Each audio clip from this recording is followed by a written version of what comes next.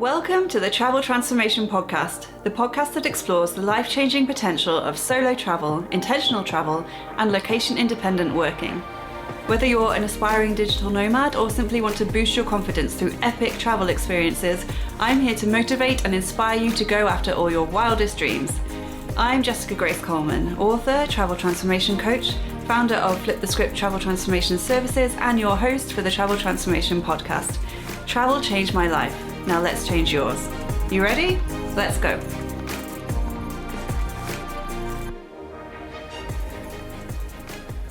Welcome to the Travel Transformation Podcast, where we talk all things travel and all things transformation. I'm your host, Jessica Grace Coleman, and on this episode, I have a special guest, my friend Deanna Lowe from Vancouver, Canada. I met Deanna when I was in Javea in Spain, staying at the Sun & Co co-living house there. And we also spent a week in Devon in the summer with our friends Sarah and Sunny. So I've got to know her quite well over the summer, and I thought she'd be a great guest on the podcast because she's really fun and we always have a lot of fun. And as you'll see in this episode, she is a marketer and a wine enthusiast. She has her own wine blog, which we talk about a lot. And she is a passionate traveller, having spent 4 months travelling around Europe earlier this year. In this interview, we talk about all kinds of things from solo travel, female travel, co-living, transforming through travel, wine, champagne, how to sabre a champagne bottle, which she did in Devon and which I was really impressed by. She also flips the script on me and turns it around and becomes the podcast host for a bit and asks me some questions. So I had a lot of fun doing this. And without further ado, let's get to the interview.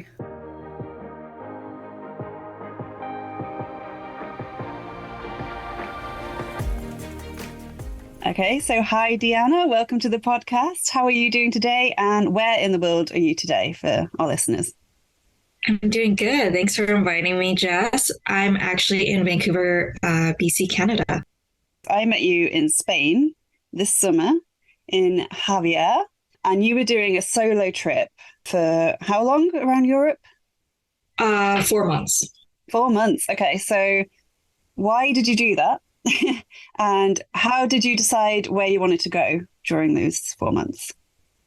I think I was ready for a change. I think over the last previous 2 years, obviously COVID, you're stuck at home, and I think I just needed to get out of the country. I thought this was the opportune moment, and I think I was in a good place where my employer, they were happy to let me work remotely. I was just okay, well, seize the opportunity. You don't know when you're going to get this again. So that's why I went for so long. Yeah. And were you working remotely before COVID, or is that because of COVID that whole thing came about? So I started with my company during COVID. So I was already working remote when I started. So yeah, it's kind of the norm. Cool. And why did you choose Europe and the countries you went to specifically? I really enjoy, I think Europe's fascinating to me. And I think I went to Europe in 2019 during the summer for exchange, and I really enjoyed it there. So I wanted to go back and experience more. I felt like I was there for 3 weeks. So it was I kind of felt like the time was shorter than I would have liked. So this time I bought a one-way ticket. I went to, where did I go to? I went to France, Spain, Portugal, Netherlands, and England, which is 5 different countries that I hit, which is really great. And I kind of chose them based on different experiences I could have in each country, and which one of those were kind of on my bucket list. So France, really love France. I've been to, before the trip, I went to Paris. I went to the south of France.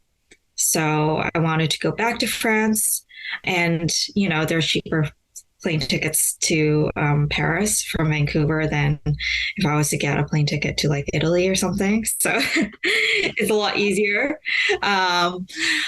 And then Spain and Portugal, I think I heard a lot of great things, and I heard they were a lot more affordable places to travel to compared to, northern places in Europe. So I was like, okay, I'm going to be gone for a long time and be easier on my wallet if I went there. Plus, I heard people had great experiences there. So I went to those two places, Spain and Portugal, like right beside each other. So I was like, might as well hit both of them. And then Netherlands, I've always been fascinated with Netherlands. I always see like pictures of those bikes on the canal and Yeah.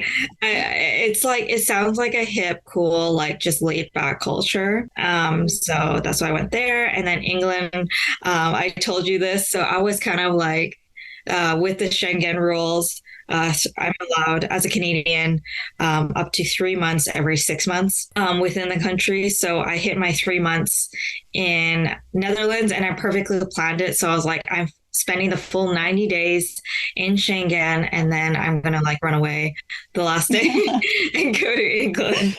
You were forced to come to England. Yeah. And also like England, again, like a lot more affordable prices to get back to Canada and a lot more easier to get flights back to Canada than other countries. So, Yeah. Okay, so I'm going to ask you about England later because obviously I met up with you while you're in England. But for your traveling, you were solo traveling. Is that the first time you'd done that, or was your exchange before? Was that a kind of were you on your own then? I think my exchange, I was sort of solo traveling. So I was going from like A to B solo. And like when I was on exchange, like I did meet people. So I was in that community. Then I went to Paris and then I met up with, what was it, one of those top deck tours and did that. So it was kind of like a mix of both. This one was more strictly solo travels. It was a lot of time by myself. And yeah. Do you enjoy that, or was it something that makes you anxious? Because I think a lot of people get put off solo traveling because they think they're going to be lonely, or they're worried what will happen if something bad happens. They don't know how to deal with it. Like, were you at all anxious about it? I wasn't anxious about it. I think it was easier to move around because obviously the more people you travel with, the slower you go, if you know what I mean. Yeah, it takes a long time to sort out where you want to go each day and what you want to do, and everyone has Exactly. their different things they want to see. Yeah, definitely. Yeah. So I think it was like I could see more by solo traveling, go faster. Like I was going to places like once each week, I was like moving. So it would have been, I would have said with that plan, it would have been a lot harder with somebody else. Again, I think that with that, it comes with your things like you're trying to navigate on your own. So like I'm like have my phone Google Maps like staring at it like, oh, where am I going? Like always finding I'm going in the wrong direction or something like that, or I hop on the wrong bus. So Yeah, I use Google Maps so much. Like I would like pre-internet era if I was traveling before smartphones and stuff, I would not be able to do it. I don't know how people used to do it. Like I need the apps. yeah, how do they carry like a huge map with them? And like, oh, I think I'm north. Like, Yeah, and you can't even see where you are on a map. Like at least yeah. on Google Maps, you could be like, right, I'm there. But yeah, I use that so much. So as a 20 something female solo traveling alone, did you ever have any like safety concerns? Because that's what I hear a lot. That's what people ask me a lot is, were you worried about being on your own? I think as a female anywhere, you have safety concerns. Yeah. Doesn't matter where, like if you're traveling or if you're at home, there's a safety concern because you're a female. So, just same thing as like back at home, like, trust your gut, if something doesn't seem right, don't follow through with it. Always just like have your guard up a bit and yeah, know your surroundings and stuff. But like, I think I just kind of like, I knew I wanted to enjoy myself and I was like, hey, just be smart about it. Like, and yeah, I was fine. Like, I think I had a great experience. Obviously, there was times where like there was harassment and I was just kind of like, I was just like, I was more annoyed than anything. I was like, oh my gosh, right? It just like puts down your experience somewhere when you're getting harassed. I think like Paris, Lisbon were definitely places. So I almost preferred smaller towns at that point because you get so less, if any. So I think, yeah, like the big cities, yeah, you can get it, but you kind of have to know, like, keep your distance, like say no if it escalates, figure out your safety places. But yeah, overall it was really great experience. I really enjoy solo traveling. I think it's empowering as a female solo traveling. You're like, hey, I showed you I could be safe and just like do this on my own. And I think that it's really like it is more of like proving to yourself that you can do it rather than to other people, like that, hey, like I can be street smart, trust myself, and just pull through with what I have. You become like really resourceful when you're solo traveling because you don't have someone to just go up to and ask, right? Or call or whatnot. So you kind of just have to figure things on your own. Yeah, especially when there's a language barrier and you can't easily like just ask for help, definitely. And yeah, I totally agree. Like showing yourself that you can do that and that you're capable of doing that means that you're more likely to try other things in the future that you thought maybe, I'm not sure if I can do this, but if you've traveled around Europe for 4 months on your own, you can pretty much do anything. So yeah, exactly. So I met you in Javea, Spain, in a co-living house called Sun and Co, which was awesome. And I remember, I think it was the first day I met you. We have like family meetings, they call them, in the Sun and Co house, where you sort of figure out what you're doing for the next week in terms of social stuff and professional stuff. And I remember you saying that you had a work meeting that you needed to attend, but you wanted to go to the family meeting as well. So this is multitasking at its finest. You had like an earbud in one ear listening to the meeting, and with your other ear, you were listening to the family meeting. And I was like, wow, this is amazing. I just love the fact that we can travel and work at the same time now, and it's easy to do. But you took it to a whole other level. So can you tell us what you do for a living? And if you found it difficult balancing work and play while you were traveling? Because it didn't look like you found it difficult, but, maybe. Yeah, so I do CRM as CRM marketing. So if you don't know what that is, it's customer relationship management. So managing existing customers. So I was largely handling like email sends, app communications, stuff like that. And my role has since progressed then. So yeah, I'm doing that for an outdoor Canadian company called Arc'teryx. It's pretty big in Canada. We're kind of becoming larger in the US and kind of building more of that presence in Europe. So it's really exciting there. And balancing remote working and traveling was actually not as bad as I thought it would be. So I was kind of thinking like, oh, I'd be on these travels and sometimes I would get kind of like FOMO because I'm like inside while I'm working and like stuff like that. But it was actually, I found more balance working in Europe than at home. So basically I made my work schedule. So I would be working like afternoons and then evening times doing meetings till like 9 p.m. Europe time, which is 12 p.m. PST. So all my meetings were primarily crammed in the morning time PST, but it was really great because then you get like your focus time to like work on your things. And then you have your meetings pushed together. So you just got like back-to-back meetings and then you're done for the day. And I kind of like realized like it's so much better having your meetings all during one time than like waiting throughout the day to have like a meeting at 9 a.m., a meeting at 2 p.m. Like, it's just like, it just didn't make sense to me anymore. I was like, oh my gosh, this is like, it makes total sense just having your meetings all together. And then basically like, in the morning, I would like sightsee. Afternoon, I'm actually more of like an afternoon evening person. So it actually kind of like helped me to be a bit more productive. Like morning, just relax, do your thing, gave me some me time. Afternoon work, evening do my meetings, and then after 9 p.m. I go for dinner. And basically where I was going, like Spain and France, and Portugal, dinner time was 9 p.m. and later. So it really fit perfectly because people were out and about during that time. So Yeah, I like that about Spanish time. Like dinner, you could say 8, but it would probably be 9 or 10 or like even later. Everyone was so laid back about that. I really liked that. exactly. So is that something you've continued now? Like you said, you realize batching your meetings is really good. Have you done that back home? I've tried to. It's been a bit more tougher at home because like my schedule is just open.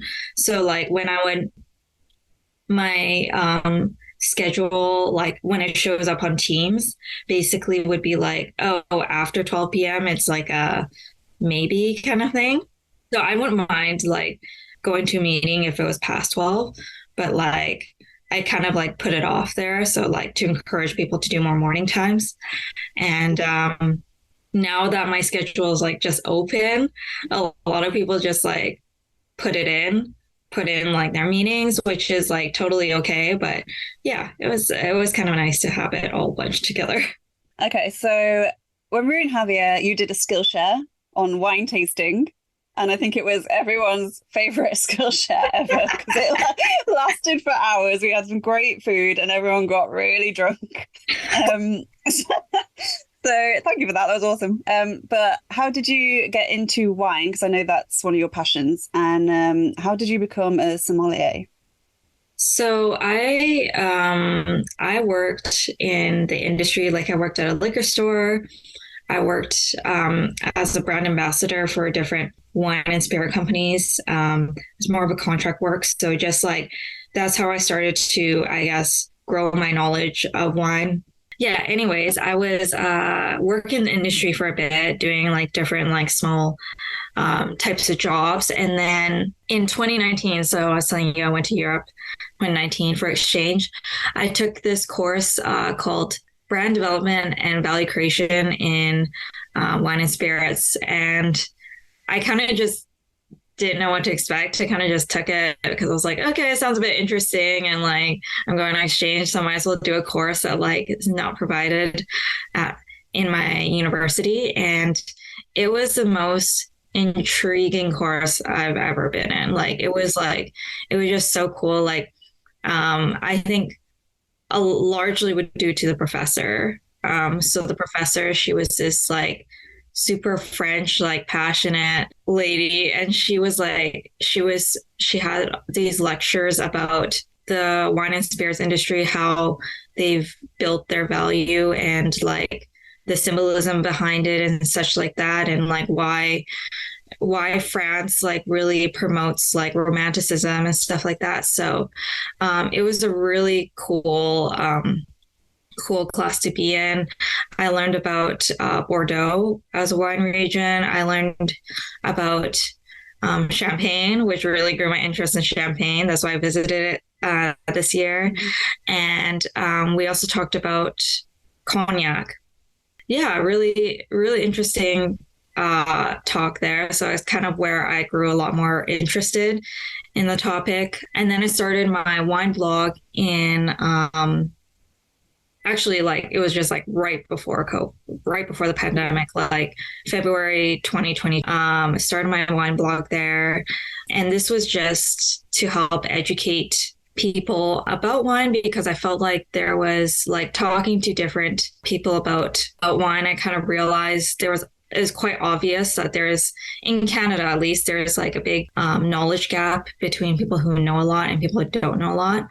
So trying to like reduce that knowledge gap by educating people who don't know a lot about wine. And then, so after that, during the pandemic, ended up getting a job as a sommelier at Mission Hill. So Mission Hill is actually one of the top Canadian wineries, and they're actually known for putting Canada on the wine map. Nice. But yeah, so it was really cool. I was working the Okanagan for a summer. So the Okanagan is in central British Columbia. I'm in West British Columbia right now. And it was a really cool experience. It was very immersive in terms of wine, because, you're at a winery every day. We were giving tours to people about wine, learning a lot. We'd have like blind wine tastings.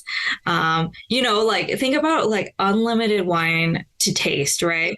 So it really trains you. It's called the Wine Development Program. And if I talk about being a sommelier in Mission Hill to anyone in the wine industry, they know that program. They're like, that's one of the best in the country. So I was really happy to be there. Just a lot of hard work, I can say, because it's part of like hospitality tourism. So a lot of tourists go there to the Okanagan during the summer from Alberta, from Western BC, so like Vancouver area and stuff. We actually had a lot of Albertans. I remember that year. But yeah, it was a really cool experience just to immerse myself in wine, kind of learning every day something new about it, and kind of understanding more of etiquette, like wine etiquette and culture there. Because I think like people don't recognize, like when they go to a restaurant, they get served wine, they don't think of the steps that are taught to servers and stuff of how to serve wine, but there's actually a whole bunch of like steps behind it and such of what they do. So you mentioned your wine blog. Yes. So what is your blog called and where can people find it? And I'll put it in the show notes as well for people. Yeah, for sure. It's called wineisseur.ca. So WINEISSEUR.ca. So think about it, wine connoisseur, just meshed together. Nice. You mentioned going to Champagne, and I know you wrote a blog post about that, and I really liked reading it, and it really made me want to drink champagne. So you're doing something good.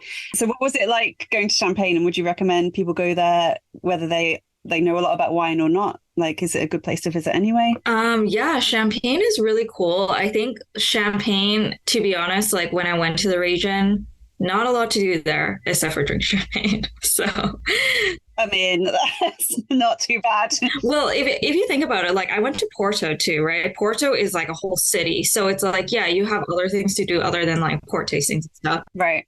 Champagne, so it's called Loms.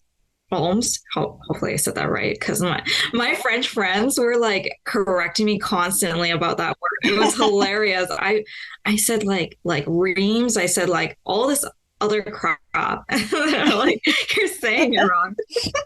But anyways, so basically Champagne, yeah, it's mainly like you taste champagne there, you go on champagne tastings. What's really great is that it's an hour and a half train ride from Paris. So it can just be like a quick day trip. And yeah, I would definitely recommend you go on a wine tour that brings you to different wineries, or you can go on like wine tours at the cellars. You'll need a car if you want to get out to like the vineyard side. But if you want just like a cellar tour, a lot of them are in the city area. Nice. And when we were in Devon, I filmed a video for you of you sabering a champagne bottle, which was really cool. And I think that would be a really cool party trick. So can you give people some tips on how to do this and explain what it is for people who don't know? Yeah, for sure. Well, basically, it's not about force, it's about technique. That's why you see like a lot of fail videos about it, because people are they don't know what they're doing. They're thinking, oh, just smash the bottle and it will get it out. It's no. Like that's how people waste champagne. Yeah. So from what I did, like basically I would take out the foil from the top.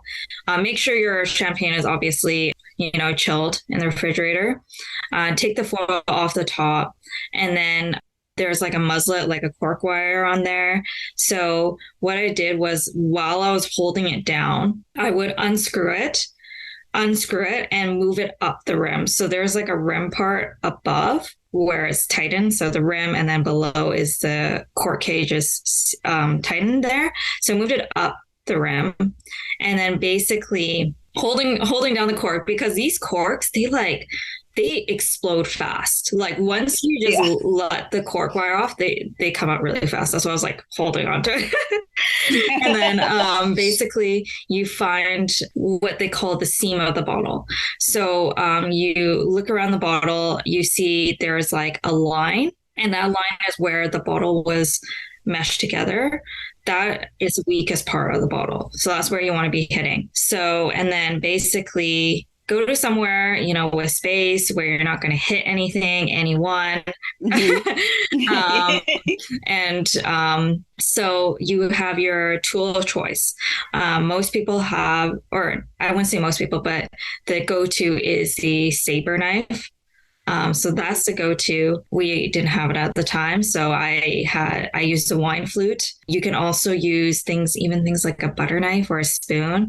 Like I've seen videos of that too. So just anything to like basically slide along the seam of the bottle and give you force. So you can do that motion.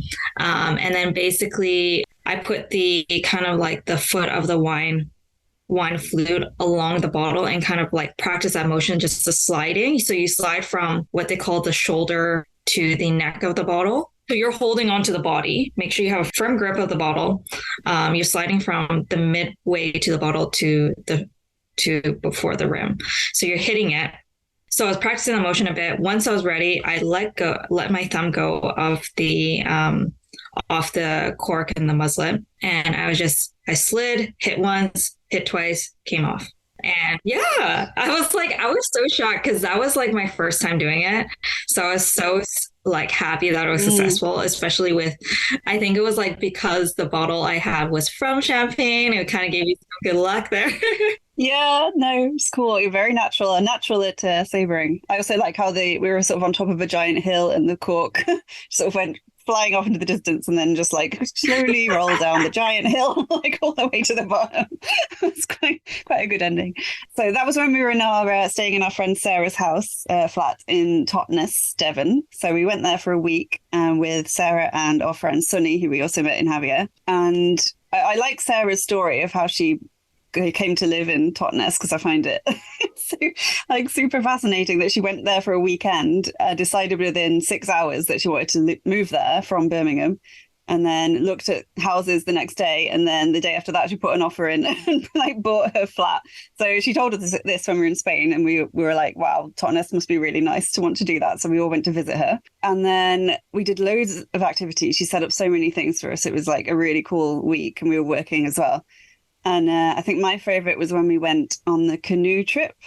We did like a canoeing / storytelling evening where you get in a canoe and you go for about an hour, was it, down the River Dart in Devon. And then we got out and there was this storyteller, sort of like did like children's stories, who told us stories while we had like tea and cake, and it was all very nice. And then we came back in the darkness, and you're meant to be quiet at this point to reflect and do all that kind of thing. We weren't quite like that. We were like the naughty ones in the class, I feel. Oh my gosh, that was a pinnacle moment, I think. Like, I really saw how you and me worked as a team. Like, we were so chaotic. We were just like trying to canoe. And I'm like, oh yeah, I'm Canadian. You know, these are Canadian canoes. I can definitely canoe. And I was like, oh crap, I definitely need to refine my skills. Yeah, because I hadn't done it in years and years and years and years. And yeah, we were in a boat together, and it's really hard, isn't it, to like get into a rhythm, I think. Like once you've found that, it's a lot easier. But so on the way there, we were like right at the back, we were lagging behind, we kept going around in circles at one point. And one of the sort of helper guys was sort of in the kayak, he was sort of like staying back with us, probably to make sure we didn't like run aground and like hit a tree or something. He looked a bit concerned. But yeah, we were definitely like the naughty, loud ones in the back of the class, I think.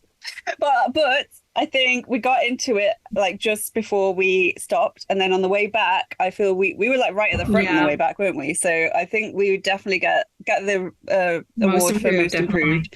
And we actually, I think we were like the second lot to get back. to the shore, I think. And that was like, it was totally dark by then, and a load of people had got lost behind us and were going around in circles. So I think we did quite well at the end of it. But that was my favorite thing that we did in Devon. So my question is, what's the favorite thing that you did while you were in Devon?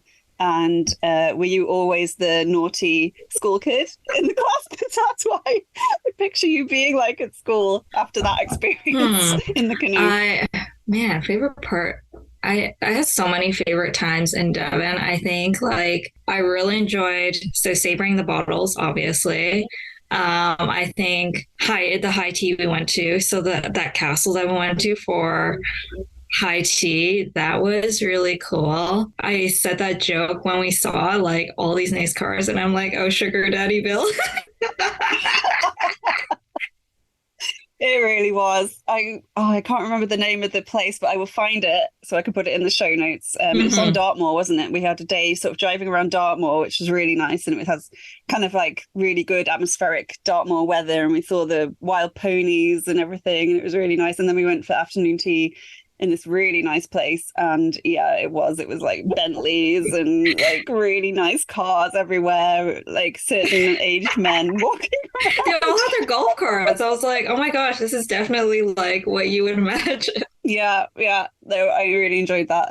We went for a gong bath as well, which I'd never been to, which the gong bath was so cool. Like this woman had like a room full of gong baths. I was like, oh my gosh, she like invested in the whole set. We just lay there and we had, I don't know, we chose some different crystals that she had, and it's really nice. I did not fall asleep. You definitely fell asleep. I heard you snoring. Sorry, no, Sunny fell almost instantly and snored for about half an hour or an hour. I think I did fall asleep a little bit, but I definitely remember Sunny because I was trying hard not to laugh because it was literally like we lay down and like literally 10 seconds later she was gone and she was snoring really loudly. But I mean, it obviously worked. It was that relaxing. Mm-hmm. Yeah, I really enjoyed that. She had like 6 or 8 of those giant gongs, didn't she? And she was telling us the story of how she bought her first one.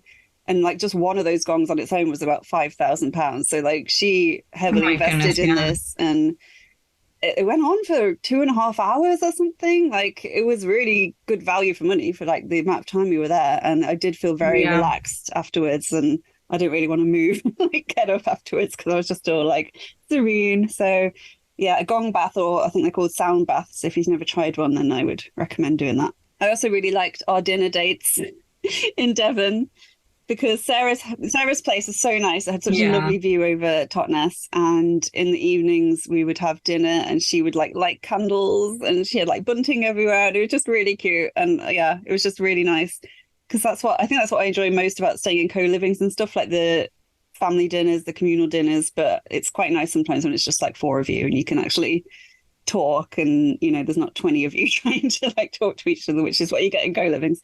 So I really enjoyed that. Sorry, Jess. What I have to ask, what are buntings? I'm so sorry. There's like those English terms that I'm like, So it's like a line. It's the decoration. Oh, the line with the little triangular bits of fabric that come down. Yeah. So we use them a lot in like fairs and fetes and stuff in the summer. Like this year, before the Queen died, it was her Jubilee, and we had like Union Jack bunting all over the UK. Well, I was in Spain, but I imagine that's what they had. Like it's a very British summer fete kind of thing. And Sarah had that, didn't she, in her place. There you go. You learned something in this podcast. Yeah. Did you have a favorite country or a favorite place you went to during your 4 months traveling? Favorite country, definitely Spain. Yeah. Spain was my favorite country. I think I spent the most time there, so it kind of makes sense. And it's kind of good that the place that I spent the most time in was my favorite. Yeah. Oh, that was good. Man, I made a good choice there. So other than Javea, did you go to different places in Spain? Yeah, I went to San Sebastian. So I went basically north down to like the kind of how would I say it? It would be the eastern middle area. So I went to Madrid, Valencia, I went to Javea, and then went back up to Valencia to go on a flight to Portugal. But okay, here's the thing about my planning, which honestly did make sense. I went to Portugal and then for 2 weeks, and then I went back to Barcelona. Right. And then I went to Palma. Okay. And then from Palma, I went up to Normandy. So yeah, that is just really, really weird how that planned out. Definitely would prefer to just stick to an area instead of going back and forth next time. But yeah, that's where I traveled in Spain. Sorry for the interruption, but I just have to tell you about this new book, which is coming soon.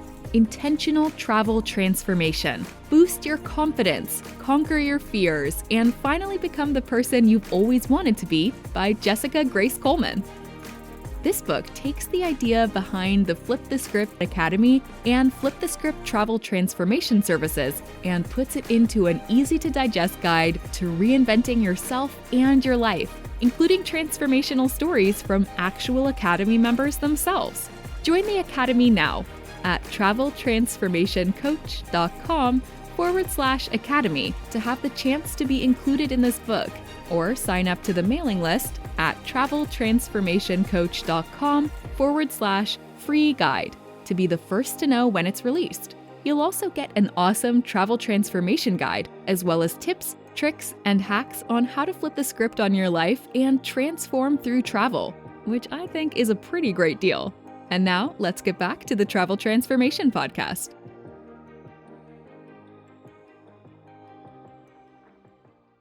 So did you plan everything for the 4 months beforehand, or did you leave time, like room to like think, oh, I've heard about this place, I want to go there, and like so you could do spur of the moment stuff? Like how much was planned and how much was spontaneous?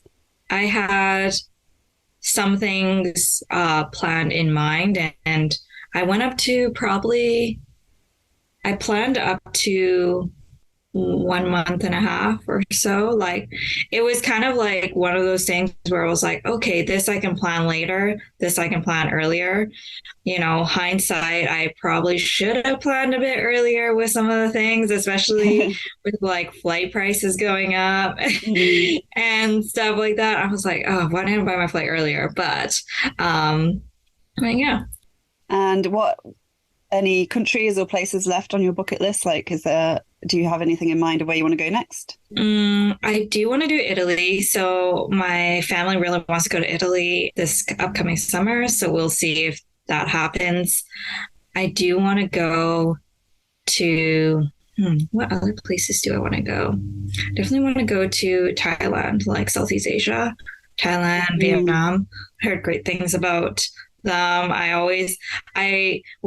follow this like hostel, this boutique hostel in Vietnam, and this looks so cool. And I'm just like, okay, definitely want to go to Southeast Asia. I want to go to Japan. Japan's on my bucket list as well. So yeah, a lot of places that I still haven't been to. Yeah, Japan's like high on my bucket list as well. And I did a tour for a month of Southeast Asia, like a sort of group tour, and that was really cool. But I'd say, I don't know if you find this at all the world around, but whenever you stay in a hostel, that you can guarantee there will always be some dude with a guitar singing Wonderwall by Oasis like every night. It's just a thing that seemed to happen everywhere we went. Like if there was a hostel bar, there would be some guy, like usually a British guy or an Australian, just like who would like wait for a certain point and then be like, okay, and whip his guitar out and then just start singing, and then everyone will be drunk and would be joining in. It just happened every single night, I swear. Have you found that? Is this just a weird British Australian thing? That probably is. I don't know if he's like, I don't know, trying to pick up girls. He's like, okay, I got a group here. All the girls love Oasis. Them. That's like, yeah, that's really weird. I've never had that, but okay, I'll look out for that. Oh man. Okay. Maybe in the boutique hostel there'll be someone doing it, but like a posh version, posh boutique version. I don't know. Okay, so you mentioned your wine blog. Where else can people find you online? Do you want to plug anything? You can well, my Wineisseur blog, we have an Instagram page, we have Pinterest, we have Facebook, so feel free to follow on social media as well. Is that just at wine? Is that at Wineisseur? Why can't I say it Wineisseur? I don't know how is it like hard to say it, or is it just like No. I guess I don't say connoisseur much. Wineisseur. what it's called wine? It's called Wineisseur. So I noticed people when they say it. I don't know. Maybe it needs a name change or something. No. I think English people and Canadian people say it differently. So I've been hearing you say it during the podcast, and then I was like second guessing how I say it. So I'm just getting confused. How do you say it then? Wineisseur. Wineisseur. Wineisseur. Does that sound really Wineisseur? Yeah. So you say it differently. Like you say it in a cool Canadian way. You would say connoisseur, yes? Yeah. Or connoisseur, like. No. Your British accent. Connoisseur. I don't know anymore. Connoisseur. Wineisseur. I've lost the plot now. Okay, but we'll put it in the show notes. Find it.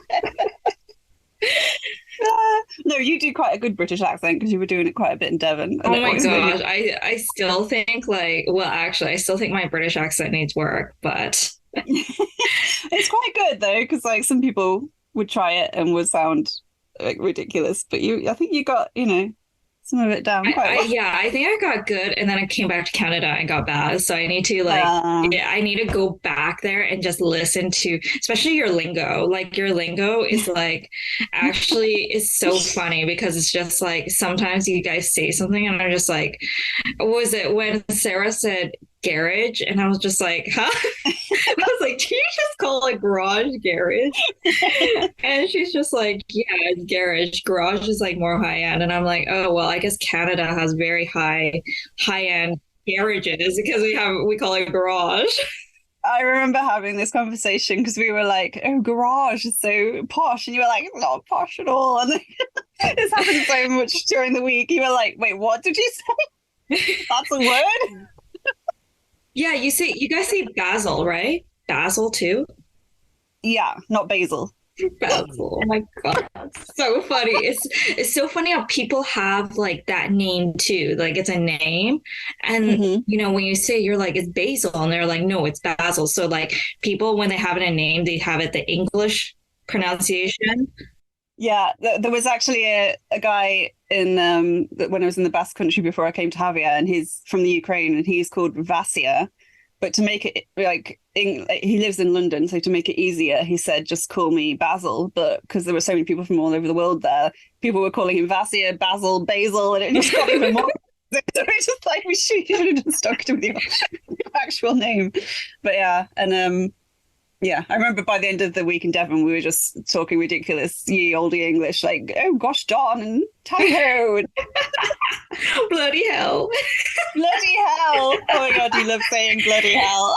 I made it a thing with us, like just saying that, because that's one of my favorite English words. Like when I was watching Harry Potter as like a kid, that's literally Ron Weasley, like his line, bloody hell. Like yeah, I did like it because someone would say something in like when we were in Devon, and then there'd just be a pause, and then you just be like, bloody hell. Just call me every time. Oh gosh, yeah. Anyway, it was fun. Okay, is there anything else you want to talk about on the podcast? We can also discuss your travel transformation. We can like split the roles if you want. So I interview you. If you've never done a podcast about your own podcast and your own blog, we could also switch roles. Oh, okay. Yeah, sure. Go for it. Okay. So Jess, you are, I guess you're a travel expert at this point. Where have you traveled around? Where? Yeah. Over the years. So quite a few places. I love the United States. I do love Canada as well, but I've only gone to like Toronto and Niagara Falls, so I can't say much about it. But it's definitely on my bucket list, just to put that out there. But like, I'm not going to be offended if it's not. No, actually, the top of my bucket list is like Alberta and Banff National Park and like that area, like literally number one. So I will be going there soon and want to do that whole area. But yeah, I talked about this. I had my brother on and we were like reminiscing about our childhood holidays. Reminiscing was more just rambling about things. But we had like we did like a road trip around America with our parents when I was about 10. And because of that, I chose to do a university degree where I had a year abroad in Colorado. So like that set off my whole love of travel and seeing different places. And then we also did another road trip after my year abroad in Colorado because I had a month left on my visa. So I really like, Colorado, Utah, New Mexico, Arizona. The other year, I also did a road trip around New England, like a Halloween road trip with my friends, and it was just the best. It was like autumn. We had the leaf peeping, as they call it, going around seeing all the amazing. Cool. You're like, what? Leaf. Well, okay. Explain this to me. What does it mean? So when fall, I guess you call it, when the leaves start turning and they're really nice colours, and especially New England's famous for having like beautiful fall foliage colours. So you can do like a road trip where you go around and you basically chase the fall foliage before it, starts turning into a horrible wintry mess. And that's called leaf peeping. You peep at the leaves. Anyway, yeah, I really like that. When I was younger, I went to China with my friend Ruth, and then we did the Southeast Asia tour for a month. Then we did some of Australia and then a road trip around the North Island of New Zealand, which was really great. I really want to go back and do the South Island. And in 2017, I went to a writer's house in Thailand on Koh Samui, little island. It was like writing content for the woman's company in return for room and board, so you didn't have to pay for your accommodation. And it was this amazing house. So that was the first kind of co-living thing I did. Been around Europe quite a bit. Iceland is one of my favorite places, but I only went there for like a few days on a stopover to America. I've been back to Colorado a few times since living there. And yeah, I've got plenty of places left I want to visit on my bucket list, like Japan, Canada. I'd really like to do Norway, those kind of places. Yeah, everywhere. Oh, Ireland. I love Ireland. Did a road trip around Ireland as well. And I love the Irish accent is my favorite accent ever. I could just listen to Irish people talk all day. Yeah, I think that's mainly why I travel. It's for the food and the accents. Yeah, actually, I realized how much I travel for food once I started traveling. I was like, dang, like how much am I spending on food? Oh yeah, like I'm just gonna like spend food on it now because I can't get this back at home. And you just end up spending so much money on food. You're looking at your credit card statement and you're like, food, accommodation, food. Yeah. But I mean, if you're going to spend money on anything, you need food anyway to live. So yeah. I think you can justify it. Yeah. And the next big place I'm going to is South Africa in January for 2 months. Oh yeah, you're going to see Irene, right? Is that right? Yeah, Irene, who I met in Spain. She lives in nearby Cape Town in a place called Kulk Bay. I'm not sure if I'm saying that right. I should probably figure that out. Like a little town on the coast. And yeah, with 6 or 7 of us going for 2 months, and we're all digital nomads, so we'll be working. We've got an Airbnb, a really nice Airbnb actually booked. So yeah, that'll be really cool. I've never been to Africa at all, so I'm looking forward to it. That's so cool. I forgot to mention that Africa is on my bucket list. I want to do I was telling Irene this, I want to do like a safari bungalow, like chilling out with the animals, like seeing the beautiful like sunset and sunrise. I think like those are probably, I think, more in like Kenya and stuff, but yeah, definitely, because I like going around North America and Europe, but they're it's very similar to where I'm from, like in terms of Western culture and everything. So like going around Southeast Asia was like a massive eye-opener, and you can experience things that you just would not get a chance to back home. And I think South Africa is going to be the same. It's just going to be like all the nature and the animals and the culture and everything. It's just going to be so far removed from anything I've ever done. So I'm really looking forward to it. Mm-hmm. Other questions. So what was your goal of making your podcast, and what like really motivated you to do it? It was actually my trip to Spain that started it all off. Before I went to Javea, I stayed in the co-living by the same company in the Basque Country for a whole month. And as you know, the whole idea about Sun & Co is that you skill share and that you sort of give more than you take, and you share what your knowledge and that kind of thing. And so I knew there'd be professional events and that kind of stuff. And I have always had a horrible, horrible fear of public speaking and just of like putting myself out there and being the center of attention and having people stare at me and everything. And it's something that's held me back my entire life, like school, uni, work, presentations, all that kind of stuff. And like after the pandemic as well, being so isolated, and I was living on my own, working from home on my own, and I was just like so over it. I wanted like community and I wanted to be around people, and I thought it'd be a really good opportunity to try and work on that. So before we went to the Basque Country, we had like an Excel spreadsheet where we could put in what we wanted to do for our professional events and social events and all that kind of stuff. So I put like a presentation on life goals and legacy, which I'm really interested in, down, and kind of hoping that no one would sign up for it, to be honest, because I was, terrified at the prospect of doing it. But lots of people did. So it got scheduled for like a couple of days after we got to the Basque Country. So I immediately started freaking out because it's like literally my worst nightmare, even if it's just a small group of people. And I forced myself to do it, and I was terrified, but it went okay. And then that whole month I was there, I sort of threw myself into every event that they were doing, every professional event, all the kinds of things, just to try and put myself out there and step outside my comfort zone. And at the end of it, I wrote a poem about our time there. I'm terrible at poems. It's not a good poem, but I wanted to like read it out to people, and I thought I'd be terrified because I usually am. But after a month of like throwing myself into this stuff, it wasn't scary at all. I just did it. I had fun. And I was like, if I can transform that much in like a month, just from intentionally going into this with like an aim that I want to achieve, and pushing myself outside my comfort zone at every possible opportunity, then what else can I achieve and what can I help other people achieve?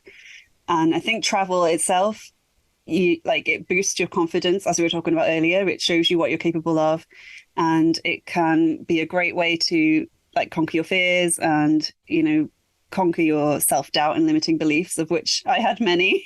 Well, I still do, but, in particular around the whole public speaking thing, I had a lot of fear around that. And I think it's a great way of getting outside your comfort zone, especially if you're solo traveling. Like you say, you have to figure everything out yourself. You can't rely on anyone else, and it can't not boost your confidence, I don't think. So I want to help other people realize that. And in the future, I'd really like to do like retreats in different countries with people who have similar fears to what I had, to help them overcome them, both with the travel aspect and with like doing actual activities during the retreat and things like that. So, and I really like organizing trips, so that'll be part of it. So yeah, that's what I'm aiming towards, and I'm writing a book about it as well at the moment, which will be out soon. That's so cool. I love that story. I mean, like, I definitely know what you're talking about, since I did the co-living too, like at Sun & Co, not at the Basque Country, but at Javea, and having the opportunity to just do like each person share their skills. I think that was so valuable with everyone coming from different backgrounds and stuff, and different professional backgrounds, different countries, etc. Like, I think it's so cool. I think, yeah, it gets you, you're right, it gets you out of your comfort zone, and like it boosts your confidence. Like, there was kind of like, I feel like when I was going to Europe, there was like my best self emerged. Mm-hmm. Like, I just like when I was in Europe, I feel like I was at my best, and I was like, okay, this is what my best looks like. Now I'm back in Canada, and now I'm like kind of like in my shell, and be like no, I totally know what you mean. Yeah, definitely. I felt the same, and like, because I came back to the UK, I had quite a few things over the summer, like events, parties, weddings. There was a bridesmaid at and that kind of thing. So I've been here for a few months now, and you become your best self, like you say, and you step outside your comfort zone and you're more confident and all that kind of stuff. And then you sort of come back, and if you go back to your old routine, you sort of slowly start like losing all that.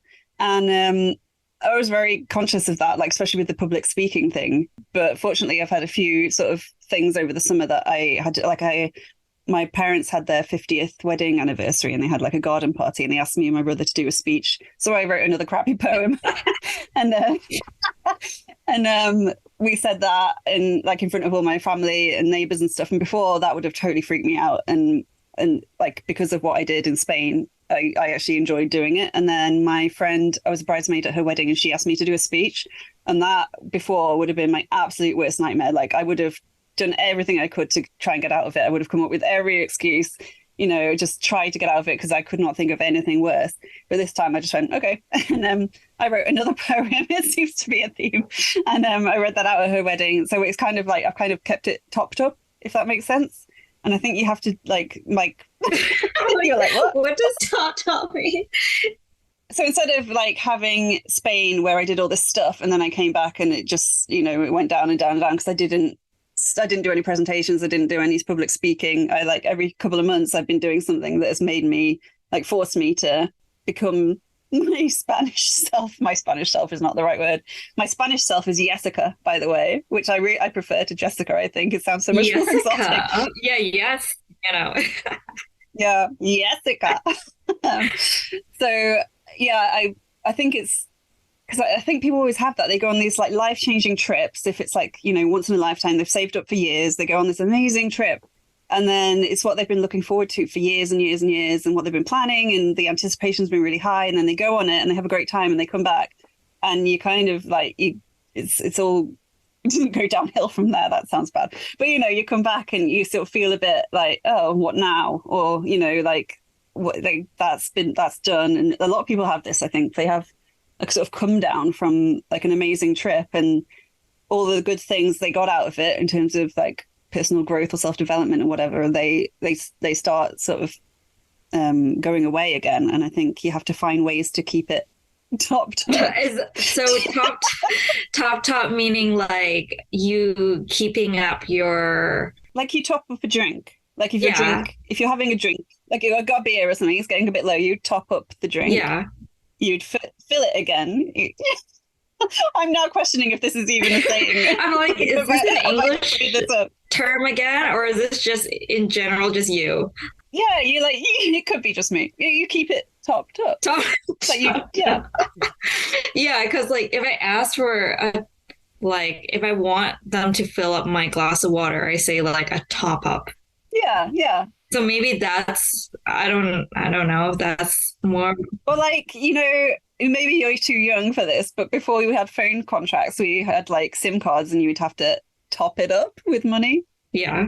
Like you'd have like £10 on it and you'd be running low. So you would top up your card. Oh, no, I'm not. I definitely had that when I was younger. Even in Europe, that's what I did. Like I topped it up. Yeah. There you go. Topping up. It's so right? Top up. Top. Just top it up. I'm just gonna call it top. I think top is like kind of quirky. Oh, bloody hell.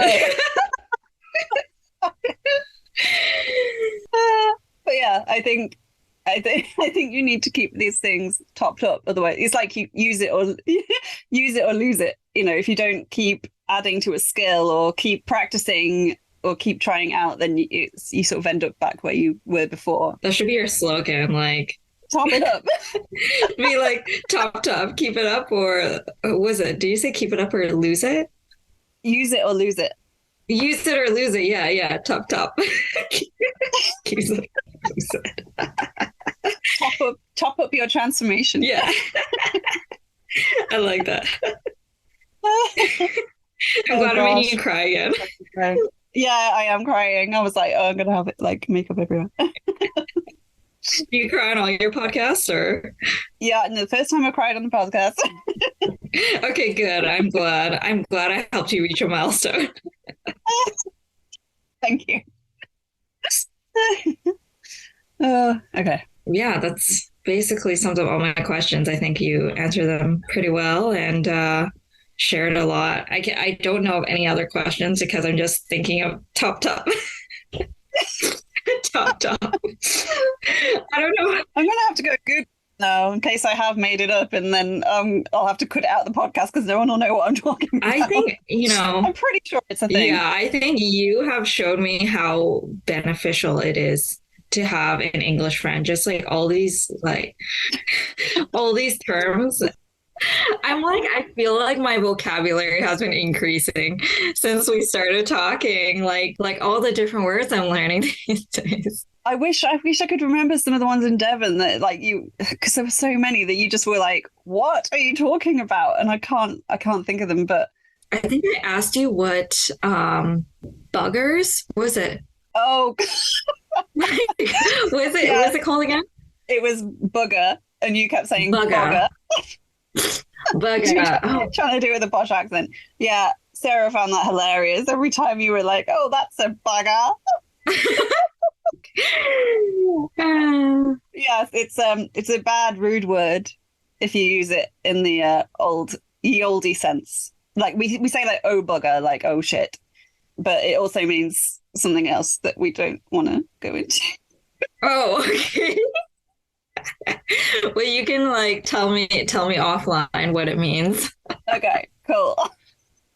That's good. I don't say it on a regular basis. Just in case some English guy comes up to me and he's like, "What the fuck you saying?" No, I think to use it as like a exclamation, like "oh bugger" is fine. It's when you start using it as a verb that it gets problematic. Okay. You're like, okay, whatever. Okay, curious. Do you know what toque is? What is? Toque. Toque. How's that spelled? TOQUE. No. So toque is basically like, it's sort of like a beanie. It's just something you wear on your head during winter. Ah. We call it toque.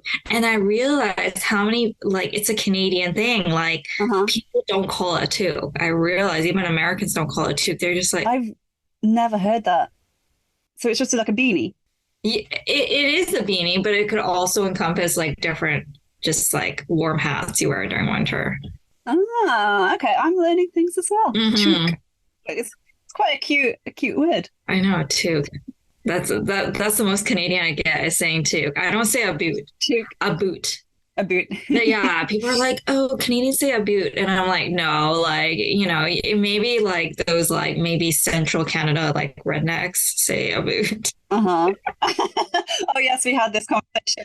Like Canadian rednecks and the British version of rednecks. What was the British version of rednecks? I think probably the nearest you would get is a chav. What? A chav. A chav. Yeah, well, not really though, because I think chav is probably the British equivalent of like trailer trash in the US. So a redneck, I guess a redneck would be more like a farmer that we'd have like a down south, like, but no, they're not really rednecky. They're just like more country. Yeah, we kind of we categorize rednecks as like, it can be anything like lumberjack style, like these guys with like they got big trucks, you know, they're like, you know, they're type not to wear masks type. Well, now they are categorized type not to wear mask or stuff like that. You're infringing on my rights, you know, and stuff like that. And they're very not saying all rednecks are like that, but yeah, they're kind of how do I say it? Just like laid back, live in central Canada, Alberta, Saskatchewan, Manitoba, you know. Yeah. I don't think we really have an equivalent, like thinking about it. Like rednecks I think of as being a North American kind of thing. Definitely. You wouldn't get a redneck over here going like, "Oh bugger." You only see some small Asian girls doing that, trying to fit in. And then you're like, what the heck, we don't even say that. Oh my gosh, I would love it if we had like British rednecks though. That would be really just cool. Just imagine a redneck with an accent, like a British accent, and saying all these things like, what was it? You guys would say like toga Hogger? Hogger. I don't know what that means. You've made that up. Yeah, I made that up. Oh, wait, no, wait. Were you talking about, I remember now that we were talking about, you were like, what's a bathing costume? Oh, yes. And Sarah was like, a cosy, but sometimes we say togs. Togs, yeah. Togs. Maybe that's what you're talking about. Yeah, Togger. maybe, yeah. It's a mix between togs and bugger. I don't know where you got that from. But yeah, I remember you being like, cosy?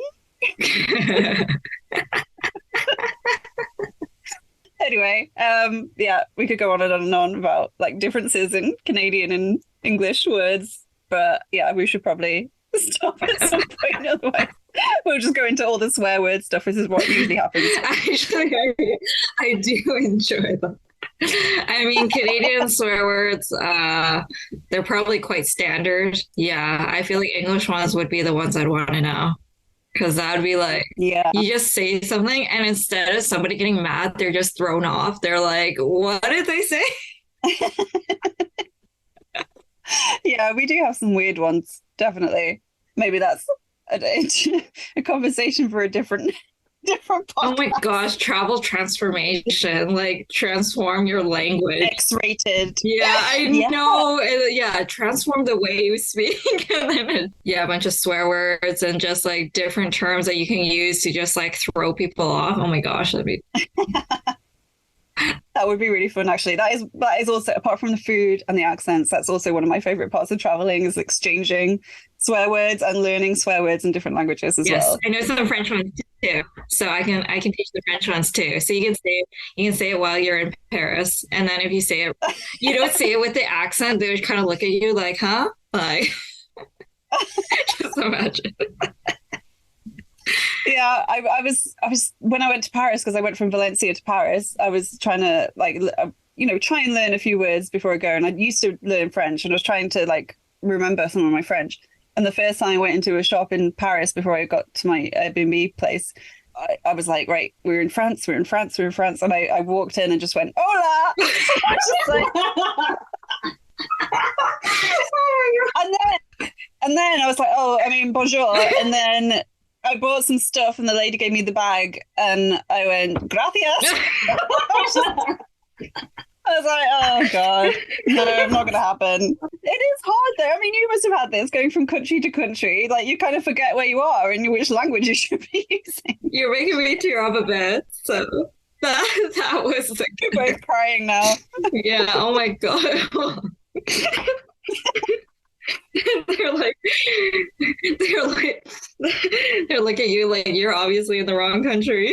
Well, yeah, but they also get really confused because I'm obviously not Spanish and I don't look Spanish yet. I'm speaking Spanish badly, not French and not English. You're just like very confused by the whole thing, as was I. But anyway. Actually, that's actually what I did when I went to Palma to Normandy. We were like, I got off the plane and then I was just like, all my words were in Spanish. I was saying "sí" instead of "we." I was like, "sí," so "oui." Si, si, oui, oui. Yeah, at least hola and bonjour aren't like close together, so yeah. I would get those mixed up. Like, oh. But then I say like, yeah, like it's just funny how you have to almost like turn the switch back. Yeah, that's why I'm super impressed by people who can speak several languages and can just like flip between them, like sentence by sentence. Oh my God. Like, I'm so impressed. I'm impressed by anyone who can speak multiple languages because I can't. But, you know, when you meet people and they just like go between, I just don't know how they do it. I don't know how they get it straight in the head. It's called being trained as a kid. I think it's just that because like Swiss people are so good at that. Like they can switch French, like French, German, or is it Spanish? No, Italian. Like they can switch so fast. And then who else? Actually, I met this guy on my soccer team. He actually like there's an Italian guy on my team, and there's a guy he's from Vietnam. and he spoke fluent Italian. And I looked at him like, what the heck, right? This is so weird. He was talking Italian to the Italian guy. And I was like, you know Italian? And he's like, oh, yeah, I lived there like when I was, I don't know, in high school or something. And in Italy. So he's like fluent in Italian, but he's like, his accent's a bit different from the other guy. But yeah, it's actually really interesting. I think it's just like, yeah, you got to learn as a kid, either that or you're an adult and you have to live there for so many years. And I think if you do that if you're bilingual as a kid and you sort of learn how to learn languages, it's easier to pick up different languages, especially in Europe when you've got similar languages with similar rules and stuff. It's easier once you've learned one to learn more. And I haven't learned any. I can't remember any of the German or French I did at school. And I did learn some Spanish before I went to Spain on Duolingo. But the first place I went to was the Basque Country, and they speak the Basque language. That didn't help at all. And then by the time I got to Javea, I had forgotten everything. So there we go. I remember escargasco, though. That means thank you in Basque. So that's one thing I have to do. Escargasco. Escargasco. Okay. Escargasco. I probably got that totally wrong. Escargasco. I mean, I think, people appreciate you trying when you're in a different country, even if you're terrible, which is what I am. I think they appreciate the fact that you're making an effort, at least. Yeah. But it is hard if you're going through lots of different countries. You just can't learn, the language of every place you go to because you're constantly changing. So, yeah, I don't think people expect you to do that. But one day I will learn maybe Spanish and at least be able to say more than hola. Hola. And gracias. That was actually funny how our entire group did not know Spanish. Like we were just like our co-living. I don't know if Basque Country, if you had people that actually knew Spanish. Fortunately, we did, because it would have been a nightmare not to know it in the Basque Country, because we were in the middle of nowhere in like a really rural area. And, I don't expect them to know English, but, they didn't. And if we didn't in a restaurant and stuff, especially me being a vegetarian, like I couldn't just order something and eat it and be fine with it. I would always have to try and check if they had anything for me to eat. And whoever I was with who spoke Spanish would have to talk to them, and they'd just be going back and forth, like talking at a million miles an hour. And I'd be like, I am not prepared for this. My Duolingo Spanish is not prepared for this. And I was just like, I was so grateful for the Spanish speakers who helped me order food. Yeah.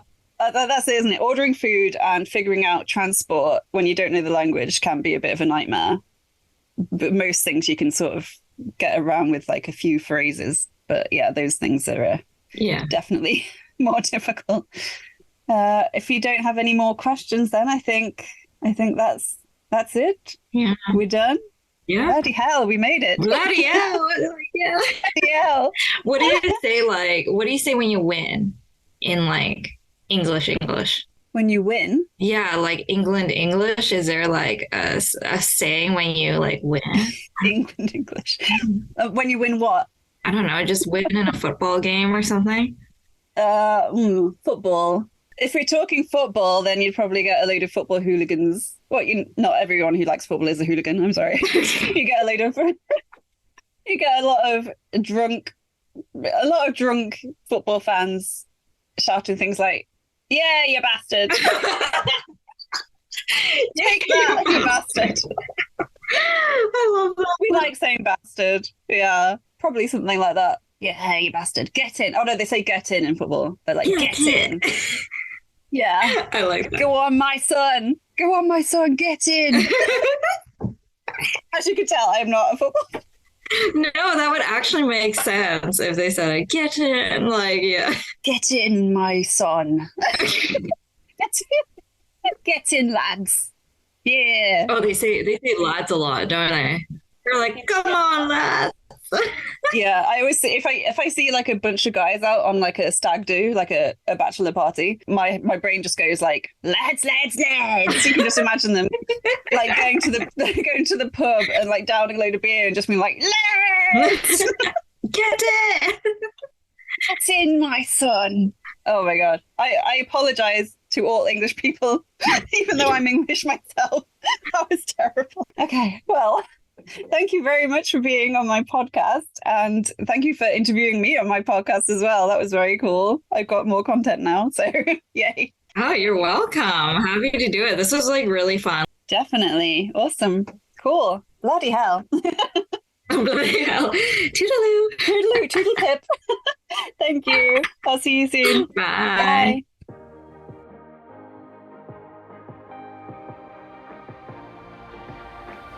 Thank you for listening to this episode of the Travel Transformation Podcast with me, Jessica Grace Coleman. If you enjoyed this episode, please rate and review, and spread the word if you have friends or family who also want to transform through travel. For a chance of winning one of my books in ebook form, please review this podcast on Apple Podcasts and send a screenshot to info@traveltransformationcoach.com or @traveltransformationcoach on Instagram. I'll be picking a new winner each month, and you can choose between any of my non-fiction titles, including Write Your Life, Write Your Year, and Intentional Travel Transformation. You can find out more about me at traveltransformationcoach.com, and until next time, I'll catch you on the flip side.